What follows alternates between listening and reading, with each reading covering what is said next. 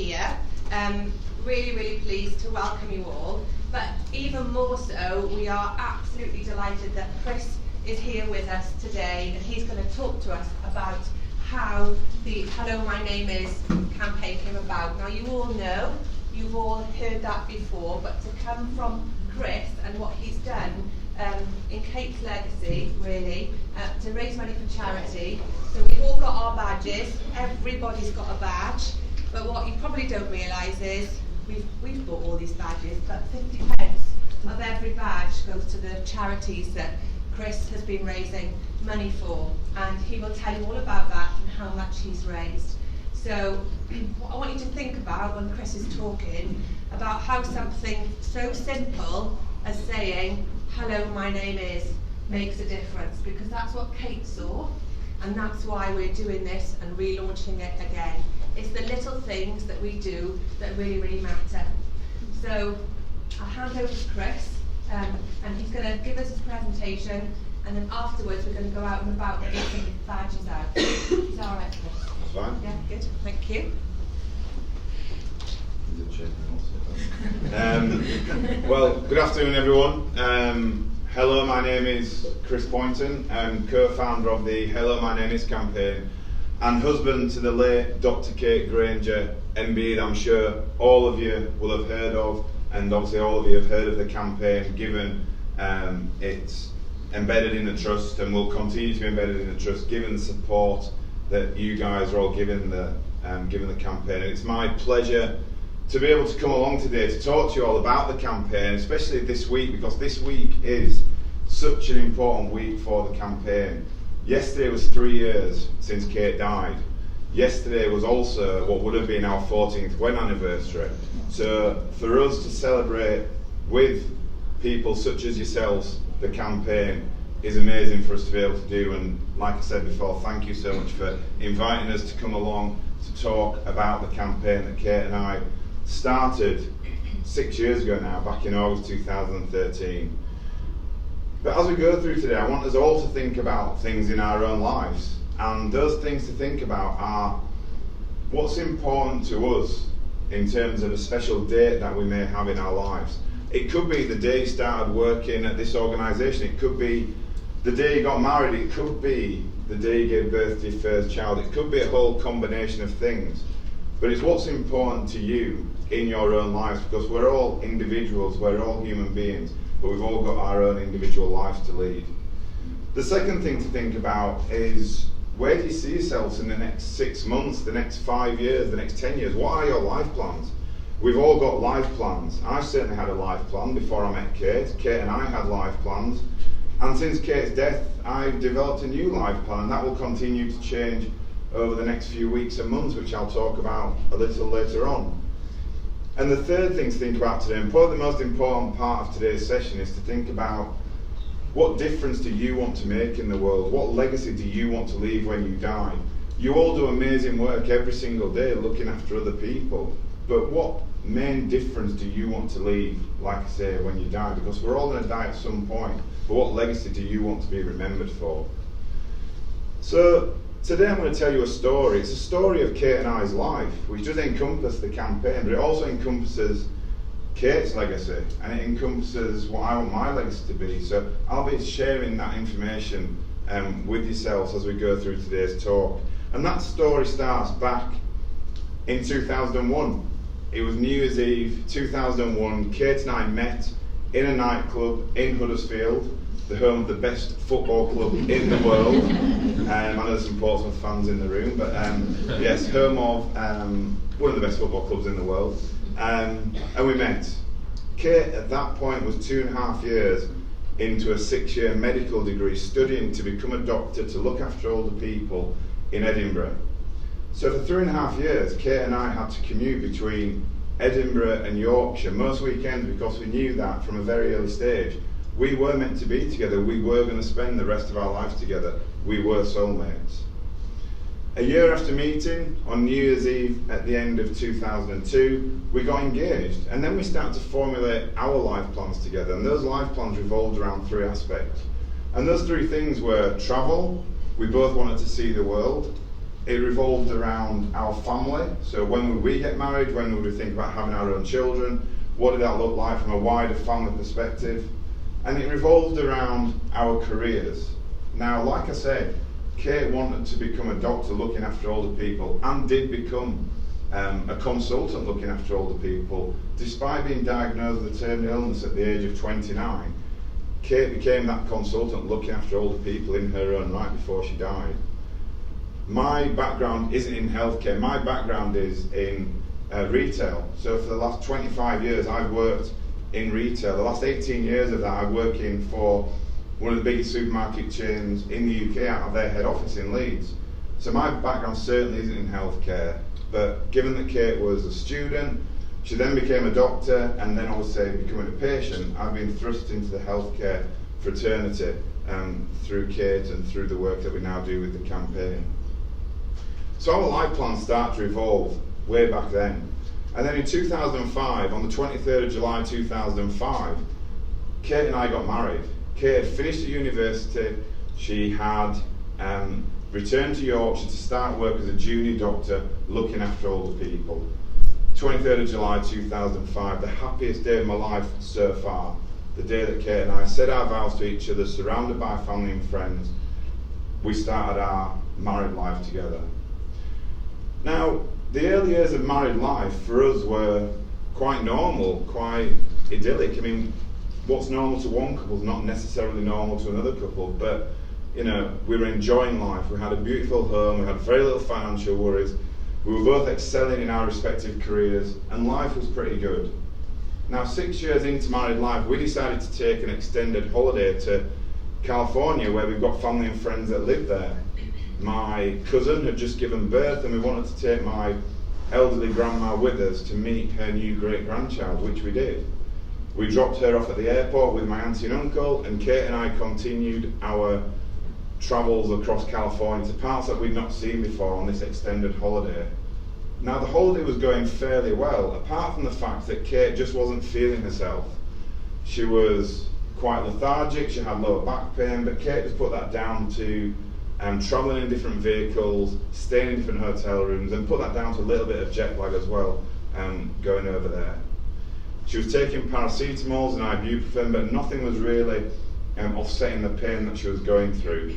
And these pictures on screen were actually taken 24 hours before I found Kate writhing around in complete agony on the bed at my uncle's house. And it was at that point, as the non-medic in the relationship, that I said to Kate, I said, look darling, we need to take you into ER in America. We need to get you into hospital because we can't carry on as we are doing whilst you're going through the pain that you are.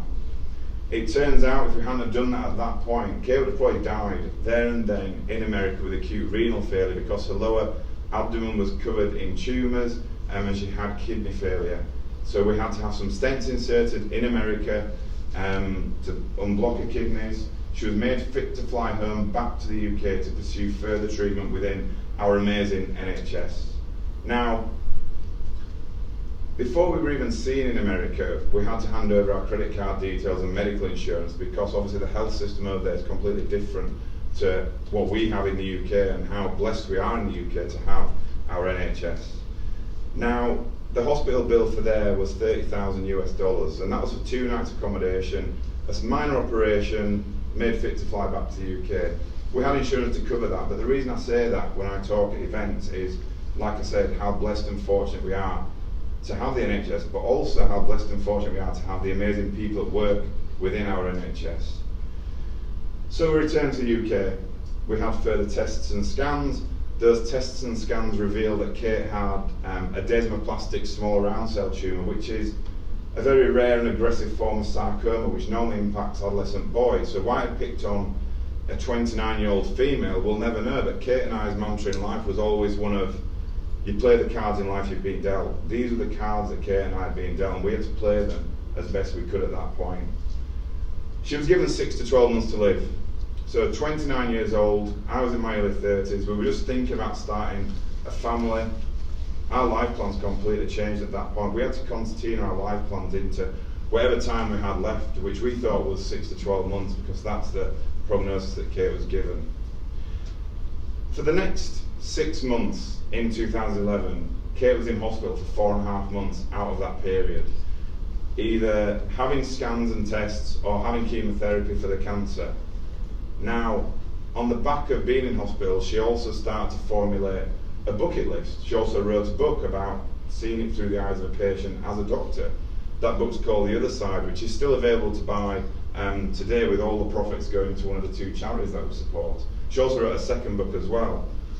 But she also started to come up with a bucket list, and that bucket list consisted of various items, ranging from eating fish and chips at the coast to going to a cricket match. But the biggest thing that Kate wanted to do, the first thing that she wanted to do on that bucket list, was to renew our wedding vows, which we did in April 2012. The second thing that Kate wanted to do, more than anything else, was to return to work. She wanted to return to work to make a difference to other people, despite being given 6 to 12 months to live. She wanted to return to work as a doctor, to look after older people. We get to New Year's Eve again, so New Year's Eve comes into play again at the end of 2011, and Kate and I made a decision at that point to stop chemotherapy, because the quality of life that Kate had versus the quantity of life we expected Kate to have left was just outbalancing each other. So we decided to stop chemotherapy so we could enjoy life for as long as we could, whilst Kate was well enough to do so. And like I said, get Kate back to work 3 days a week, because that's what she wanted to do. 3 weeks after making that decision, Kate was back doing the job that she loved to do, looking after older people. And that's Kate proudly wearing her stethoscope round her neck as a doctor 3 weeks after we finished that chemotherapy. And Kate was starting to become an inspirational individual across healthcare, and continues to be an inspirational individual across healthcare. And as part of Kate's journey, she was asked to go and speak at various events, and she came up with her own values that are now part of the campaign. And those 4 values are all around individualised care. And I could talk to you now about those values, but rather than me talk to you about them, we're going to let Kate talk to you about them with some examples. Now, this video was taken after the conception of Hello, My Name Is. So she'll just talk about the campaign, but when we come back from Kate talking, I will then go through how the campaign started and where it's going and what the future holds for it. But for now, I'll just hand over to Kate. So, hello, my name's Kate. What I thought I'd do with my time today is perhaps tell you about some of my core values as a clinician and a patient, and why those are important to me, and tell you some stories about my experiences and why those core values have emerged in my thinking. And my first core value is communication. Everyone bands around communication being important, but I've really seen what hard bad communication can do as a patient. So if you can try and put yourself in my position, I'm 29 years old, I know I've got cancer. I think it's confined to my abdomen, so I'm probably expecting to have an operation and then maybe some chemotherapy and possibly a cure. I'm in a side room in an admission ward. I can hear everything that's going on outside because I'm right by the nurse's station. I'm in pain. I'm alone. And a junior doctor comes to see me to talk to me about the results of my MRI scan that I'd had earlier in the week. I'd never met this doctor before. He came into my room. He did do Hello, My Name Is. He sat down in the chair next to me and looked away from me. And without any warning shot or checking my baseline understanding or asking if I wanted anybody with me, he just said to me simply, "Your cancer has spread." He then couldn't leave the room quick enough, and I was left in a deep psychological distress, with the nurses not knowing what he told me, and I never saw him again. I think I'm a little bit, wouldn't like to admit, but a little bit psychologically scarred by that experience. We break bad news in the NHS every single day. It's going on as we speak. But how we do that, we really need to think about what's left with that patient and how they have to live that story. On the converse side, when my oncologist told me my final diagnosis, I had a much better experience. I'd got to know him over the few preceding weeks. He'd asked me if I wanted somebody with me. At that point, I didn't. He gently sat down beside me, actually on my hospital bed against the rules, held my hand and gently told me my diagnosis. He then sat in silence and let me take that in, and the eventual emotional breakdown that followed. That experience, although probably more devastating news, wasn't as distressing for me as the first experience. My second core value as a clinician, if anyone's heard me speak before, is about the little things. I really think the little things matter when you're a patient, and they're what can make the difference between a good experience and a bad experience. When I say the little things, I mean somebody holding your hand, I mean somebody introducing themselves, I mean somebody sitting down next to you instead of standing over you. I mean somebody taking that extra moment to really listen to your fears and anxieties. I was very sick a couple of months ago, probably the sickest I've been on my journey, and it was a Saturday night and the on-call oncologist came to see me.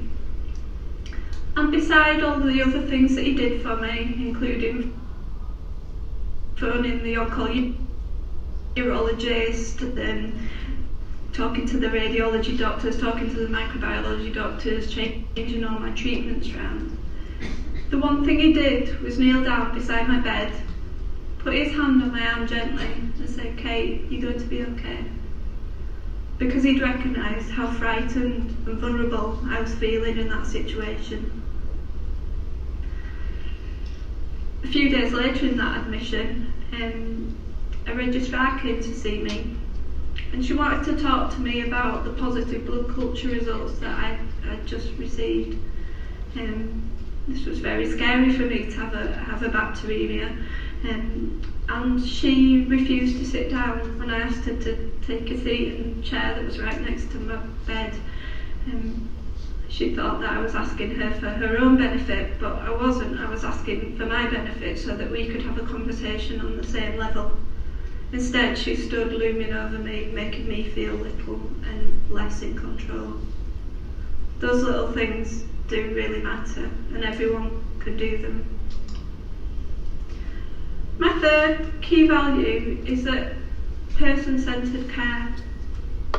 This is a phrase that's bandied around the NHS and NHS management and leadership all the time, but what does it really mean? In January, I was admitted to hospital with febrile neutropenia. At that time, I was put on the standard antibiotic protocol, given some intravenous fluids, reviewed by the consultant and transferred to another ward. On that ward, a nurse came to give me my antibiotics at lunchtime. The antibiotics have been changed from the standard protocol, which is a drug called tazocin, to something called meropenem, which is used for much more serious infections. I didn't know anything about this change in antibiotics.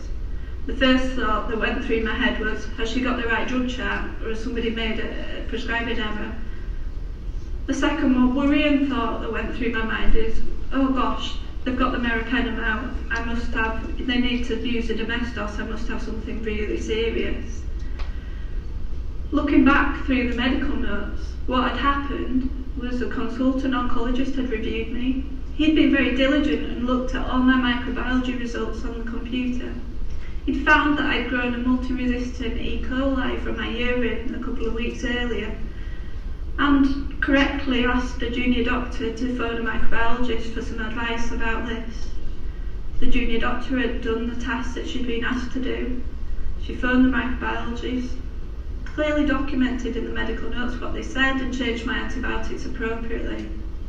That was an episode of safe care. I received the right treatment in a timely fashion. However, it forgot one thing, and perhaps the most important thing, which is me. And I think if it could be written in big bold letters across my medical notes, and anybody who knows me is that I want to know absolutely everything. So this was a serious change in treatment that had been forgotten to tell me. And I think that's something that happens. I've done it as a junior doctor, I'll admit it on this stage, that you tick your jobs list and you get so ingrained in that you've got all these jobs to do and you get stuck in this system that you forget the patient. For my first job, I worked in Dewsbury Hospital, and I worked for a doctor called Dr. Kemp. He was a diabetologist and a very wise physician coming towards the end of his career. He took me under his wing as he knew that I wanted to become a physician. And he said to me one day, Kate, being a physician is about painting a picture. It's not about ticking a box or following a protocol. And during an admission, you'll fill in extra bits of the picture every day until you've got a full painting. I think that kind of relates to William Osler, who said the same thing many, many years ago. And that links to my fourth key value, which is about seeing me, not just my disease. I've been referred to within earshot by several consultants as that girl with DSRCT. Within one sentence, I've been reduced to just somebody with a rare cancer and nothing else. At a vulnerable time in my life, when I was feeling pretty low emotionally anyway, that's not something that I want to hear. I'm much more than just a rare cancer. I'm a wife, a daughter, an auntie to a new baby in a few months. I like to play the flute. I'm an avid baker. There's lots and lots of things about me that are more important. And this has become something that's very important to me in my clinical practice now I've returned to work since being diagnosed with cancer. I want to know more about my patients so that I can contextualise their disease within their own lives. And that's extremely important for what I do as an elderly physician. People have got loads of stories to tell you about their lives. I've looked after a gentleman who was an Olympic cycler in his day, and people had written him off as being, too frail to do any more treatment for. But actually, if you asked about this gentleman, he'd been walking up mountains the week before he got ill with his pneumonia. So I fought for his ICU admission and he got better and left hospital.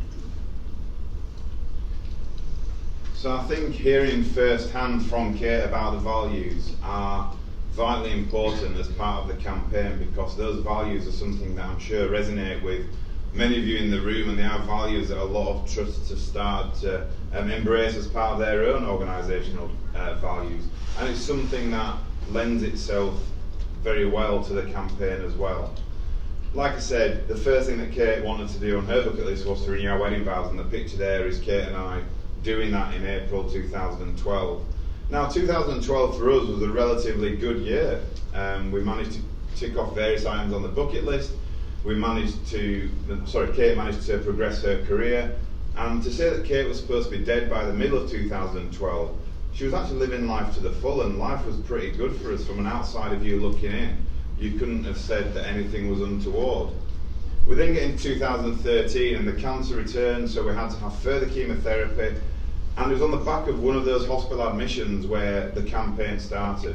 Now, Kate was being seen on this one particular day in August 2013 by a variety of people from across all spectrums of healthcare. The consultant came in with their entourage, stood at the end of the bed, looming over Kate, which is something that Kate hated. Nurses were coming in to see Kate, porters, other healthcare staff, all coming in to see Kate, but very few of them were introducing themselves, and this was really starting to get to Kate. And in fact, the only person that did introduce themselves to Kate on that day was the porter. Now, he was called Brian, and he took extra care going through the corridors at the hospital, talking about things that were going on outside of healthcare. So he was talking about a recent cricket result, and he must have realised that Kate enjoyed cricket, and he was talking about the weather and various things not related necessarily to Kate's health. And Kate was starting to reflect on the day's events, and was starting to moan about the lack of introductions. And for those people out there in society, there's a lot of people that are happy to whinge about things that are going on either in their own lives or in the world, but aren't happy to go away and do something about it themselves. They think that somebody else should make that difference. And I would say to him, well, if you've got something to moan about, then why don't you do something about it rather than just moaning about it? And it also makes me think about, a porter, a nurse, a doctor, a chief exec, whoever we are, we're all human beings and we're all people that can make a difference.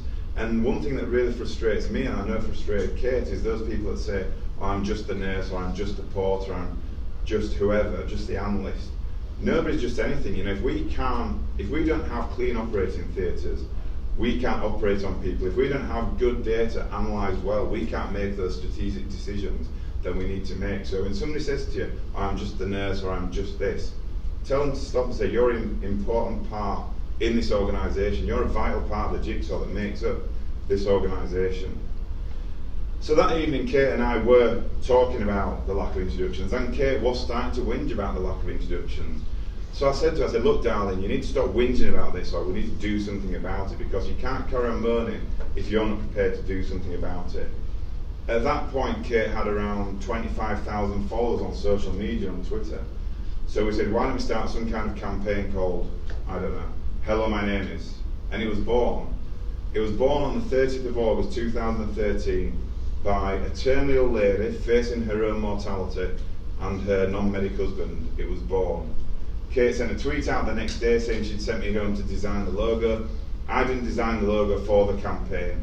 One of our design friends did that for us, but what we did say is it has to incorporate a smile, because it's hard to actually say those 4 words and truly mean it without smiling at the person that you're talking to. So we asked them to incorporate a smile into it. Kate's brother set a website up for us, which is still in operation today, and it's where you can read more about the campaign. It's where you can buy Kate's books, you can buy the merchandise. It's where you can see a whole raft of picture galleries and videos all about the campaign. And it's where you can donate to the 2 charities that we support. Kate was also asked to write in various journals. This is just something from the British Medical Journal, all about the campaign. And before we knew it, we had some kind of global movement on our hands that was taking over Kate and I's lives. And we were trying to control this from our house in Yorkshire. But what we're not saying with the campaign is, we're not saying that people didn't introduce themselves before this, because we know that many thousands of people across the world will have always introduced themselves, either to each other, or to their patients, or to whoever it may be. They will always introduce themselves. So we don't want to patronise those people that have always done this. But even now, and back then, and in the future, we get so many examples where it's not happening, and it does make a difference when you see it happening compared to when it doesn't happen. So the campaign is vitally important now, as it was back then, and will continue to be important as a reminder and as a refresher of how a simple introduction can make a difference in a better relationship between 2 people, irrespective of what levels they are, because like I said, we're all human beings. We then started to get pictures from across the world, people using the campaign logo on screensavers, on posters, people using it on lanyards.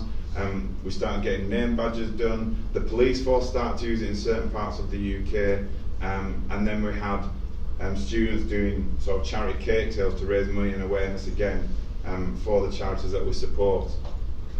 And then we get into 2014, and Kate was asked to present a poster at a quality forum in Paris, which she gladly did, but she noticed at this particular event that it was being used by all the keynote speakers on the main stage. It was being used as a means of introducing ourselves in the conference hallways, and Kate actually managed to indoctrinate her own healthcare hero, Don Berwick, at this event with the campaign. And it was on the train on the way home from Paris that Kate said to me, look, Chris, if I was to die today, I know that I made a difference, and I know that I will have a legacy to leave when I'm gone, because the campaign that we started will live on for many generations, and my legacy will be somebody that made a difference in healthcare, not somebody who died young of cancer.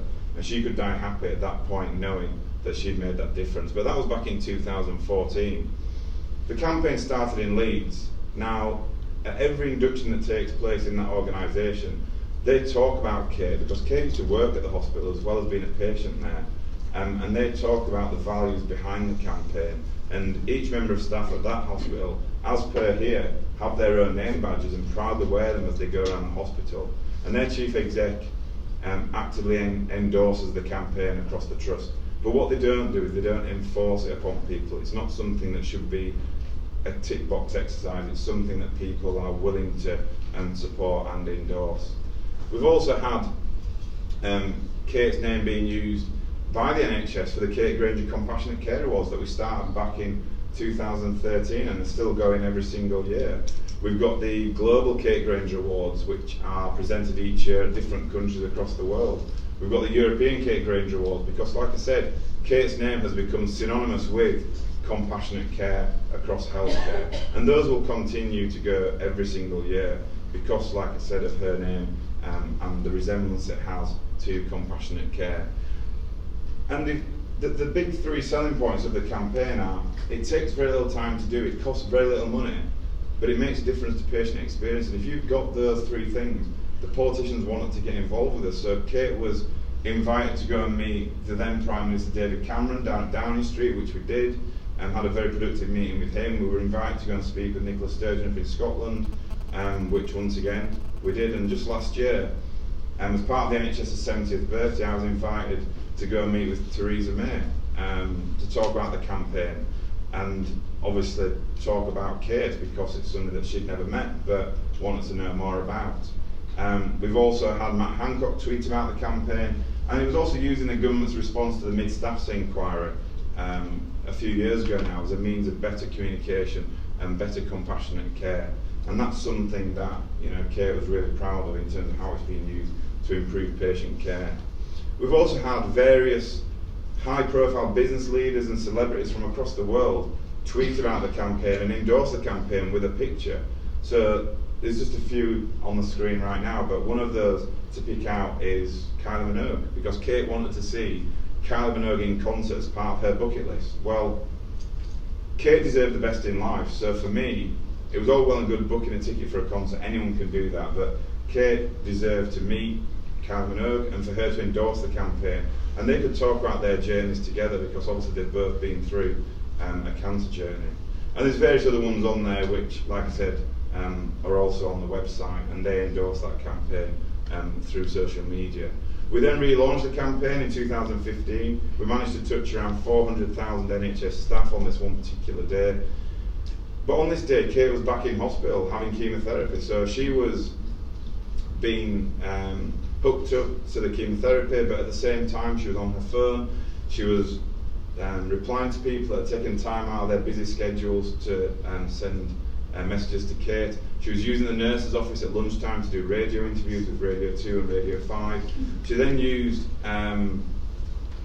went into TV studios at night to do further work about the campaign because she was so passionate about making sure that this day landed well and that it was spreading across the world, even though she was being poisoned on this one particular day as well. So that was in 2015. We then took it on a UK-wide tour. In the middle of 2015, we had 16 talks in 5 days. We travelled over 2,000 miles. We spoke to over 2,000 people first hand. And Kate delivered 16 amazing talks, the 16th being equally as good as the first talk. I was very much the chauffeur, the bag carrier, the logistician behind the tour, but Kate truly was and continues to be the inspiration behind the campaign. And it's something that I'm certainly proud of, and in terms of the support that we get for the campaign. And it's something that I know Kate will be proud of in terms of how far it's gone, not just before Kate died, but since Kate died as well. And she received her accolades on the back of it, and rightly so. She received her MB from Prince Charles. We were invited to go and meet the Queen at Buckingham Palace, which we obviously did. She was also the youngest ever person to receive a fellowship from the Royal College of Physicians in London and Edinburgh simultaneously. And she was also asked to open various buildings at local schools and universities. And actually, the University of Surrey have just opened their new medical faculty, which is the Kate Granger building, which we're going down to do the official opening in a couple of months' time. So her name will live on long beyond our time, and people will remember the individual behind the campaign that is making a difference to patient experience. We then entered 2016, and the time between Kate finishing chemotherapy and the cancer returning was getting shorter and shorter. So we knew at that point we would have to go into a hospice. And Kate and I moved into the St John's Hospice in Leeds, which is an amazing organisation, as many hospices are. But even when Kate was in the last few weeks of life, she still set challenges, both to the campaign and to myself. Now, one of those challenges was to reach £250,000 for charity before she died, which we did. We reached that milestone just a few days before Kate died. And the second one was to get the new Prime Minister at that point, Theresa May, who'd just come in following the Brexit result, to endorse the campaign. And Theresa May sent Kate a handwritten letter saying, "Hi Kate," or "Dear Kate, sorry, hi, my name is Theresa," and went on to talk about how proud the country were of what Kate achieved, but also how proud Kate should be of what she'd achieved for the country. And that was just, like I said, a few days before Kate died. And then we go on to 23rd of July. So like I mentioned before, the 23rd of July 2005 was the happiest day of my life so far. The 23rd of July in 2016, on our 11th wedding anniversary, was the saddest day so far, because it's the day that Kate died, and it shows that she was very much in control to the end, because she died at around 3:20 in the afternoon, which was the same time as when we were saying our wedding vows to each other 11 years previously. Surrounded by family and friends, in a place where she wanted to be, peacefully, she passed away. A very sad day, obviously, for myself, for the wider family, and for friends and people across the world. But in some ways, it gave us a lot of peace and comfort knowing that Kay was pain-free now, because she'd gone through so much in the previous 5 years. It was comforting to know that she was now at peace and pain-free. But obviously we told everyone close to us around Kate's death, and then once that had been done, we sent a tweet out, which is something that Kate wanted us to do, saying that she'd died, and within minutes it was BBC breaking news. We were getting messages of condolence from across the world. From the Prime Minister led those tributes. Sir Richard Branson sent a really private message to us, and a really public message as well about the campaign. And we were getting messages from all over the world for people that we didn't even know knew about the campaign, but it just shows the power of how much influence this person has had on the world. And I was fortunate to have Kate in my life for 15 years, and I'll always feel blessed that I had that time with this amazing individual. And when I speak to people now across the world, people tell me it was like a Princess Diana moment. They knew where they were when they saw the news that Kate had died. They knew what they had to go and do, and they knew that they'll always remember that. 2 days after Kate died, though, Kate was quite a humorous person, and 2 days after she died, she said, "Look, Chris, I've got a tweet set up that you need to send out after I've died. I'm not going to tell you what it says, but it basically said, thank you all for being part of my life. Please look after my amazing husband, at Pointon Chris. P.S. Please don't let him spend all his money on a Range Rover."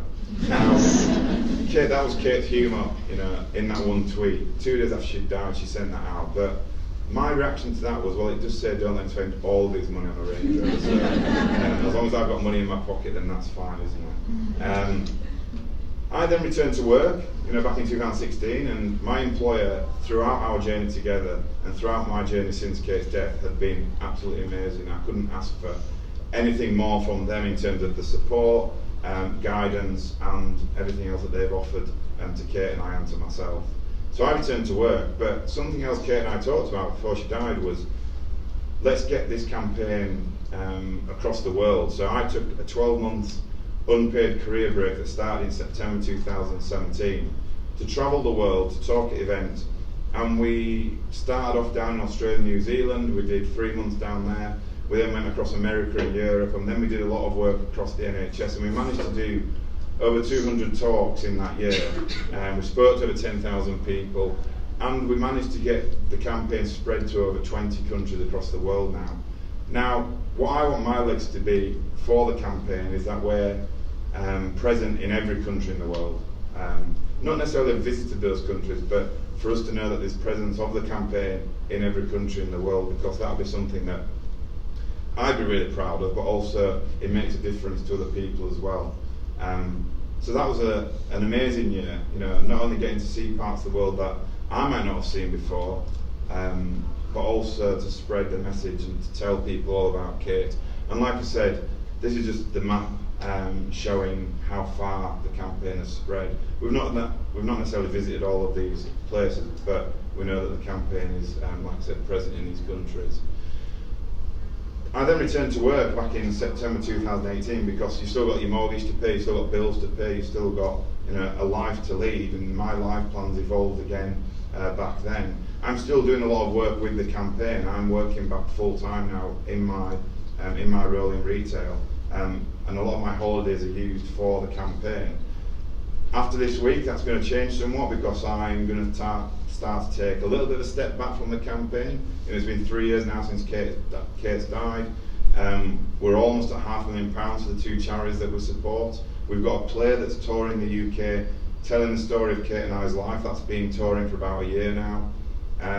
We've had a song written. I'm in the middle of writing a book about my side of the campaign and my side of how to deal with what we've been through to hopefully raise more money for charity. And we continue to sell merchandise, we continue to promote the campaign, and like I said, every name badge that's sold from certain companies, they donate 50 pence to the two charities that we support. So just with you guys, that's almost £4,000 that are being donated to one of those two charities, which helps us get on to that target of £500,000 by the end of this year. We're at about 425 at the minute, but we will get to £500,000 by the end of this year, I've no doubt, for the two charities. And the campaign is making a difference. We know it's making a difference, but if this makes a difference to one person, to one family, to one event anywhere in the world, then all the work that Kate did before she died, and all the work that we continue to do for the campaign is paying off, because for that individual's experience, it's made a difference to them, and that's how we need to think about it. Every individual experience matters to that person, and if it is only one, then that's great, but we know it's made a difference to many thousands across the world over the last few years. And these are all feedback that's on the website if you want to go and read them, and available through the videos as well that we've got on the website. So I've talked about the most important date in my life, the 23rd of July, which obviously was yesterday. International Hello My Name Is Day will happen every year on the 23rd of July. And just yesterday alone, we had over 15 million Twitter impressions with the campaign, and we were trending first thing in the morning across yesterday before that Prime Minister thing went on. So we were trending, and we had so much feedback from all over the world yesterday. My legacy is going to be one of, we're in every country in the world. Kate's legacy is the campaign and the amazing work behind it. I want my legacy to be that the campaign's in every country in the world. And my life plans, like I said, they evolved when Kate died, they've evolved again since that point, and they're evolving again over the next few weeks and months as I start to take a bit of time back for me to make sure that my future's sustainable from a mental and physical well-being point of view, because I need to take some holidays for me as well as for the campaign. And I'm going to let Kate just finish off with a few words about her own legacy. So I'll just leave Kate to talk for the next 30 seconds before we come back and wrap up. I'd like my main legacy to be a better NHS that considers patients as people, not just diseases or conditions. And I hope I've managed to achieve that a little bit by making people stop and think about how they communicate with people.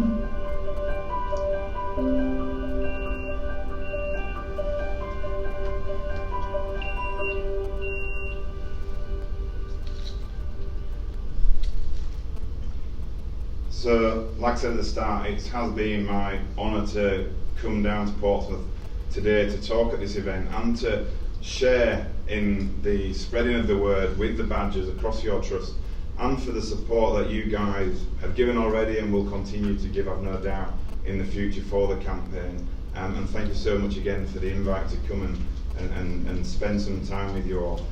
And I'm happy to take any questions that you may have as well, but no, thank you all so much for listening, and like I said, it's been great to be here, so thank you all.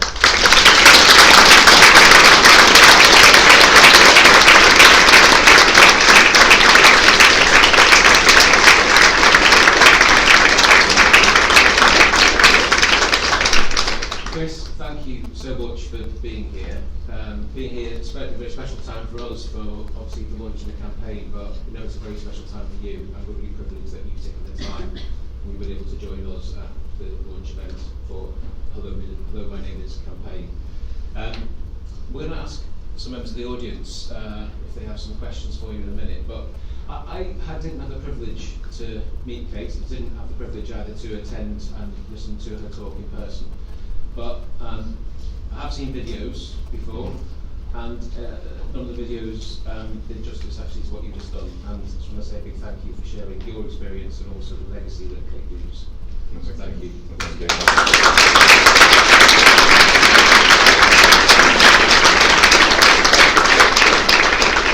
So before I ask if there's any questions from anyone in the audience, can I ask who has the Hello, My Name Is badge? For those that don't have your name, your hand up rather, do you know where you're going to get your badge? Okay, Sam, do you want to, does everyone know where they're going to get the badge? They're being distributed to them by their managers. Very good. So does everyone, I think, after listening to the powerful messages that we've heard, we need to spread the message and make sure that we've all got our badges, yeah? And not just about wearing the badges, as Chris said, but also about the messages that we heard from Kate, but also the ones we heard really powerfully from Chris. So, who has any questions? Does anyone have any questions or comments, thoughts you'd like to share with, obviously with all of us, but with Chris? Either. Hello, my name is Brenda and I work on the powers team. We've already been through this process once, but I have to say that in my role as a powers officer, I often have to ask people who they are. But my daughter was admitted to a London hospital, and from the moment we walked in that door, everybody introduced themselves, and it brought it home to me how important it is and what a difference it made. And I try to, I can't say I do it 100%, but I always try to say, hello, my name is, when people approach the desk.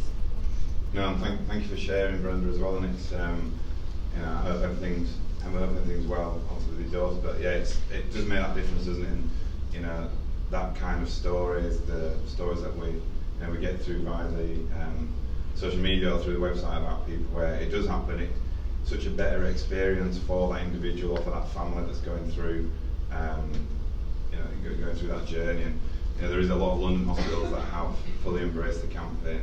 I'm not sure which hospital it was, but you know, I know the guys have done it in St Bart's and all the hospitals. So yeah, no, thank you for sharing and hope everything's well. I have to say it was amazing. Just everybody you met or walked past or had anything to do with said, hello, my name is, or introduced themselves. Thank you. I think that's something that we all need to just make sure that we're constantly reminding others to do. Yeah, ourselves and expecting others to remind us if we forget an occasion. Yeah, but it all starts with us, doesn't it? It all starts with everyone in the room as a constant reminder to make sure that we do it. Because I know some have said, oh, we don't want to have a badge, do we want to have my first name on it or whatever else. This is all, it's about the principles, isn't it? It's about that introduction, the initial contact, and all the things that we heard both Chris and Kate talk about. So thank you very much for sharing that. Hello. Sorry, right at the back. Hello, my name is Sophie. I wondered if you had a solution to the moving consultant and medical team at the end of the day in terms of when they're breaking down views or for decision making, and what your solution would be. So I suppose it's not necessarily a solution, Sophie, but it's more ideas that have come through some of the talks that I've given. So you know, Kate, you know, pulling up a chair next to the bed so you're at the same eye level, that's an easy thing to do. I was actually in one of the hospitals down in Sydney and we talked about this, and then I revisited that hospital 2 weeks later. I mean, obviously different healthcare systems down in Australia than what we have here, but 2 weeks later on every ward they've got one of those sort of plastic fold-away stools that they had hung at the start of the ward. So whenever a consultant or a doctor went onto the ward and they wanted to have a conversation, they just picked up this plastic stool, folded away, put it down, and it was always there, and it's something that they can quite easily clean and disinfect and whatever else to do. But those kind of things, you know, it's the simple things which don't have to cost any money or cost very little money that have the most impact, and that's something that Kate, you know, really did try to push it around the same eye level, because it's hard when you stood over somebody. It's almost like a power difference. So yeah, that would be one thing that I'm not saying that you have to go and buy loads of new stools and things, but just you know what they use down in. Yeah.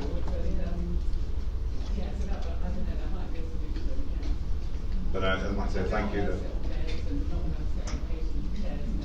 Yeah.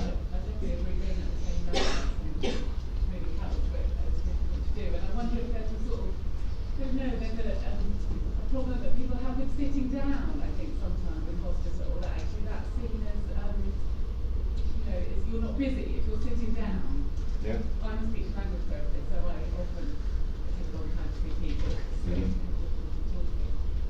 So I always have time to say it's difficult for, you know, other people. I don't think it comes quite so natural. Yeah. Thank you. Anybody else? Mark, can I do? Good. So, we'll get another slide, but I've met Chris a number of times, and I actually had the privilege of meeting Kate, because she came to do this kind of presentation at my last trust, and she had a massive impact at that time. I think what has been different for me today is reflecting on it from your perspective and the way that you've told the story, and the 4 things that Kate said were important, which was communication, it was communication and small things, nothing about me without me, and see me. Yeah. And we've been having discussions at a board level about how we show that we are giving care with compassion. And I think for me today, what you've given, and I'm looking at Linda as well, I'm looking at the chairman as well. So I think what you've given us is a framework for that, because how we ask our patients we're doing, if we frame it around what Kate saw from her perspective, I think we're onto getting real feedback. So from my perspective, thank you for that. You know, it goes without saying, as Mark said, for you to be here with us at this time is really, really special. And if everybody in the room takes that away with them, you've heard from Chris, but you've heard from one of us, from somebody that worked in the NHS and wanted to give care and look after patients just like you do. And I think there's a huge amount we can take away, and it's very small things that we need to do to really make a difference and give care with compassion, which is one of our values. So from me, thank you, and thank you for enabling me to have that reflection today. No, thank you so much. And I suppose those values are something that I know is on the board at the back, just as you walk in, which is a great sort of montage of all the pictures and the values. The values are available on the website as well. I mean, that video is available on the website with Kate talking, but there's an A4 page that you can download and have with the values, and it's also, I think it's in the leaflets that have been, you know, created for today, which are great, and something to take away as well. So those values are truly there with it. But yeah, and thank you again for inviting me down to share your event with you and to share the launch. Thank you. Chris, thank you once again. Cheers.